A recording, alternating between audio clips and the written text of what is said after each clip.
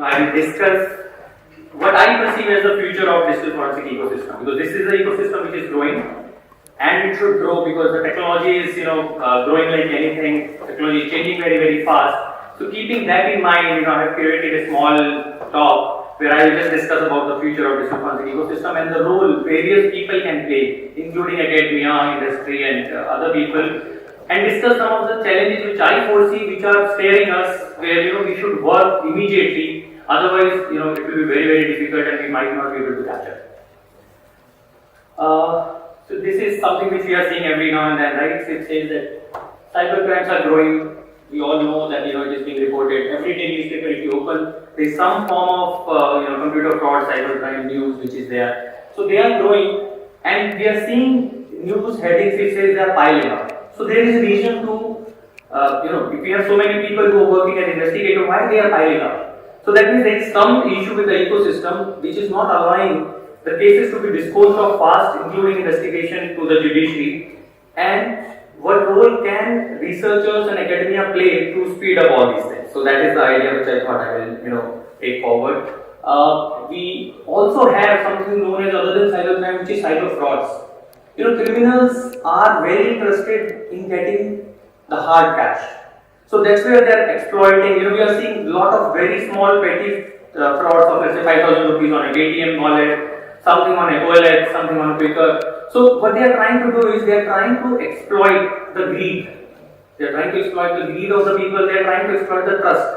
So they come out with every time a new story where your trust is exploited. By the time okay, this is the mechanism and the modus operandi of the fraud, they move on to a different story where they are exploiting trust with a different story again.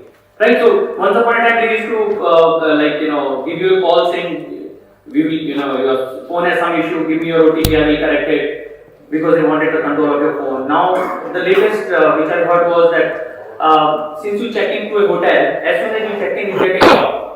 Right, so you will get a call and somebody will say, okay, you just checked in and I'm calling from the front desk of the hotel. You forgot to give me the OTP on the back when I swiped your card. So can you please share? Since you just checked in, the first thing will come to your mind is, nobody knows my room number. How can this call? So that means only person who knows your room number is the front desk guy.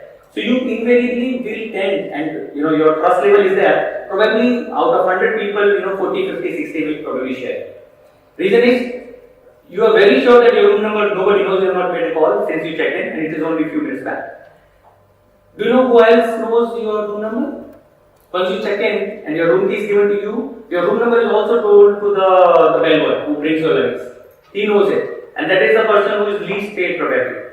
So a criminal will give him some small money to tell him which room number somebody checked in just now. That information will pass on, and somebody will call you and exploit your trust.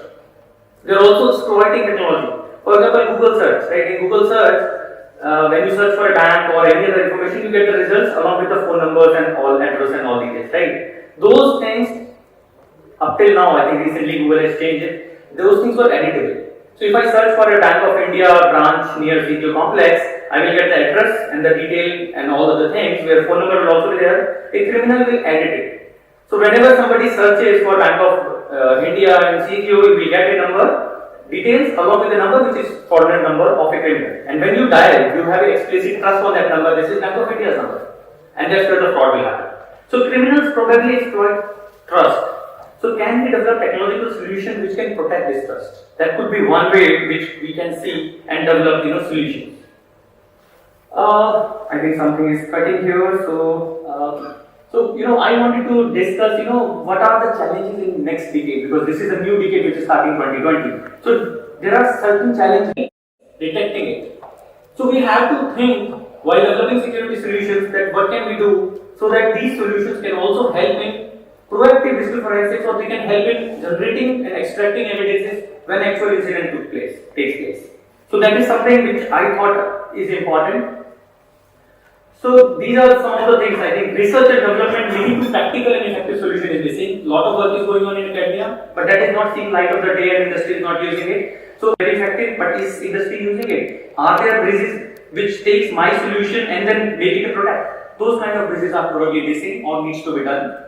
Tools, technology, development catering only to the needs of Indian NEA, because sometimes our problems are different. So we are leaders in IT industry, right? We have top 5 IT companies who are giving services and developing solutions starting from Infosys to TCS and many more. So can we also use that kind of knowledge pool, because those are the people who are developing solutions? Can they also be employed to develop tools catering to Indian needs, as well as that will save a lot of forex for us? So that is something which is important, and we must think in that direction. So this is something which I thought might be useful for the audience to know. This is something which I teach. When I teach, I use the example. How do you know what needs to be done? I have 100 things to do. What do I do? So my style of selecting problem, which probably is effective, so I just thought to share is, what is the oldest tab you remember? Probably this one, right? And then we change to this one where you can swipe. Then we change to this and this, right? So time taken here to get water probably was 5-7 seconds, 2 seconds, 1. Here you don't have to even touch, right? So now can you think of what has not changed? Let's say assume this is level 1, level 2, 3 and 4. Can you tell me any process in digital forensics which you have seen has not changed since you have started digital forensics? There are many. Can you name one or two? Imaging. Imaging of the desk is same which I saw in 2001, in 2010, now in 2020. From last 20 years, same old, everything needs to be done because I have to make sure my hash is matched. So there is nothing which has happened. So my imaging is still standing here.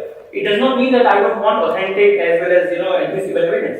Can I do imaging in a way where I do something where I intelligently process it, where I can ensure the hash matches, I can reproduce everything what I want, but it is intelligently done to save space, save time, and applying intelligence proactively while a imaging process is going on, because that process I'm not using anything. Like if I'm doing 8 hours imaging, I'm not processing it at all.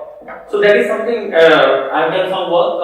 I will discuss offline. But I just thought there are certain things in digital forensics which has not changed. And if you apply this principle that where something which you have seen today lies, whether it is in stage 1, 2, 3 or 4, that tells you where you should put your efforts. So what has not changed in digital forensics is this imaging QR codes. Have you seen QR codes? I have never seen any difference in QR codes, what I saw for the first time versus today. That means there is no incremental development which has taken place. What we are doing is we have done some interesting thing, I think you will see in the evening in the posters, where we have innovatively enhanced the capability of QR codes to retain data, and they can be used for multiple purposes. There are QR codes which we have, we are working on, we have done some research on that, which give you different data from a different distance. There are QR codes which, it's like if some people are from cryptography, there are QR codes which have a data X, which is probably 3 to 4 times the normal data, and if you take the photocopy of that QR code from color to black and white, it is the hash of that data. So it has a very unusual property of color to black and white conversion, where the black and white is also valid and it has a relationship with the original QR code. So these have a lot of security as well as forensic implication, and we can develop solutions around it. So these laws also are changing slowly. That also needs to probably speed up because technology changes faster than laws. Learning methodologies, right? We are still learning the same way. Today, an investigator, if he does not update himself in every 6 months, cases will pile up because he will not know the latest technique which can speed up the investigation.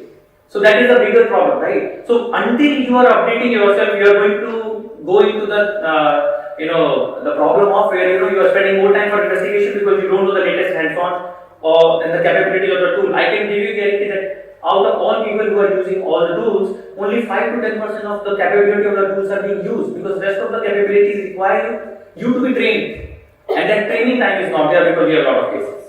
So it's a vicious cycle. You have to break it by doing some kind of training, by doing some kind of everyday reading, by tapping into the knowledge which probably academia is developing and leveraging it for your investigation, and that is possible.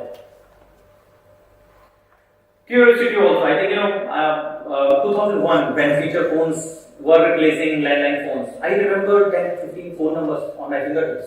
How many do we remember today? Very few. So we are depending a lot on tools.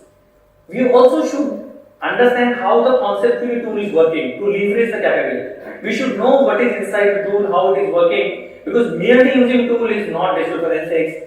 We need to go beyond it, we need to understand the concept, we need to know the working to leverage the full potential.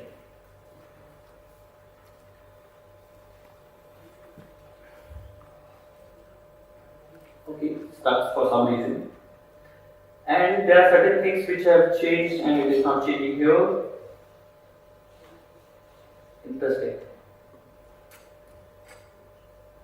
So I also had certain things which says that what has changed for digital forensics. That is, speed of technology has changed because technology is changing very, very fast. So by the time you develop a solution, your new problem is there. My laptop from last 5 years does not have a hard drive; it only has SSD. By the time people started developing tools and getting connectors for SSD, technology will move on. You don't know what is the next storage media, right? And the next storage media will have difficulty in terms of connecting to the storage media. So those kind of things are happening, and that is something which is important to know. Computational power, deep learning, right? I can develop a fake video or a fake image or a fake currency or anything fake. Like counterfeiting is something which is very, very prominent, and those are some very basic stuff which impact me. Like the product which you are using, starting from a Tata tea packet to a cosmetic, let's say Lakme Kajal pencil, everything is counterfeit, which is available in the market. We are not even worried about it. We are not developing a solution there. We are not doing something so that we can identify that very effectively, very efficiently, instantly, whether a medicine or a book or a product is counterfeit or not. Those kind of solutions are not there. Nobody bothers about it. So there are very, very low hanging, easy problems where academia as well as researchers should look at, because that is a big market, and those are the solutions which people want solution, but we are not focusing on it. So forensics has much bigger field and a lot of problems which nobody is bothered right now, and think that should be focused and that should be brought in mainstream, and that will change the mindset. As sir told, we have Alexas to drones, we have IoTs to wearables, we have car infotainment systems. Rich source of data. And my car knows where I have gone. I may forget after a while, my car GPS will not forget it. Nobody thinks that if I get a car infotainment system for forensics, how do I do it? What kind of connectors will I have? Who can change data, whether the data is permanent or not, whether it is temporary or not. And there are solutions. I can tell you there are at least 10 to 20 research papers which I have seen, which give in detail how a car infotainment forensics will be done or needs to be done.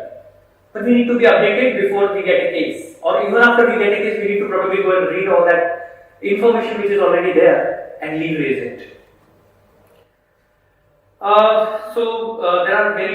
are certain very difficult problems also. For example, if I have a CCTV which is recording, but something has not been captured in CCTV because the angle was not proper, right? So let's say I have a CCTV which is pointed in this direction, something happened here.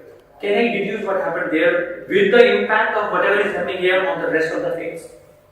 So there is something known as reconstructing sound or reconstructing something from a video where the person who is doing the activity is behind the camera. Because when I'm moving behind the camera, then also I'm changing things. My sound is also there and all those things are there. Can I reconstruct that? It's a very difficult problem. You have to probably leverage AI and deep learning kind of thing. You have to initially do it in a controlled environment, but those are the things, some difficult problems for a PhD student which somebody can use. And some of my students are working on it. In the end, I will conclude with one more problem statement which is going to be very important because data protection bill is in Parliament, probably it will see light of the day someday. We have GDPR in Europe. So privacy is going to be very important in digital forensic investigation. Today, an investigator gets complete raw access to all the data which a particular person who has been accused of has. So let's say if I am accused, my phone, my laptop, my medias, everything is given to investigator, they can see everything. So that, because he can see everything, he will see things which are not relevant to the case also, that is infringement of my privacy, as well as it will delay the investigation because he is looking for something which is not necessary for the case. So can we have a privacy preserving digital forensic investigation? That kind of system. Right? And it will leverage the imaging which I told. While doing the imaging, can I do something in the media so that it intelligently mines data, make the image small, processes the image in an intelligent way to find out what is not relevant for the case when, let's say, the case story is given to the expert system or the intelligence system. So intelligent imaging leveraged on using privacy preserving automated investigation can probably free up a lot of time. It's like 80-20 principle. My 80% of the cases are the common cases. Every time coming like same, right? 20, I got 100 cases, out of these 20 are fake profiles, 10 are document fraud. Those have almost similar kind of evidences from the media. So if I have the intelligence system which can leverage these two things, it can give me out of those 5 million files, these are the 50 files relevant for this particular case and in that order. So if I only see 50 files, my case is solved in 80% of the cases. That means I have more time for those 20% of the cases which are not common. So that kind of thing is not being done. It's like the automated process, right? You go to superstores today or you go to Toys, instead of manual you're having FASTag. Same thing, can I do for my 80% of cases automation? So that I can have more time for those 20% of cases so that my case is piling up. The first time which I discussed that cases are piling up can be tackled. So academia can develop innovative solutions, and industry and the forensic labs and the community can leverage on these things, and that is the way forward for digital forensic community. That is what I thought I will discuss. Thank you very much.